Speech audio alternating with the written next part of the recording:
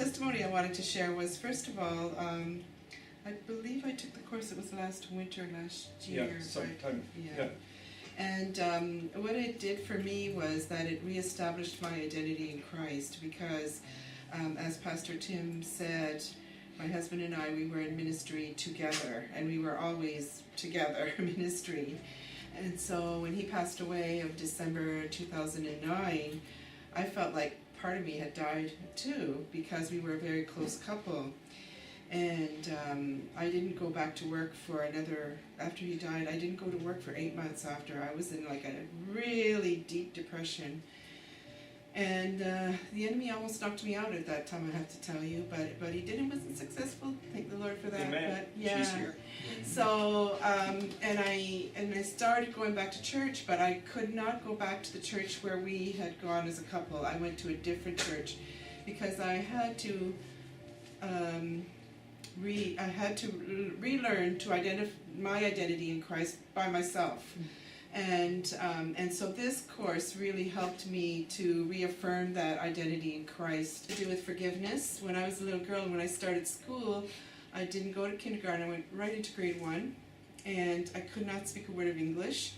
And so basically I was an ESL student, and it was an English school, and very strict Catholic school. And what happened was, this is in the late 50s, so you pretty well know my age now, but that's okay. They gave me the strap, like a lot, because I didn't understand what the teacher was saying to me. I couldn't do what she asked me to do. And the other thing too was that they changed my name. They didn't call me Marie. They changed, I'm not going to say the name because I don't, but they changed my first name completely. So they changed my identity. They punished me because I couldn't speak English.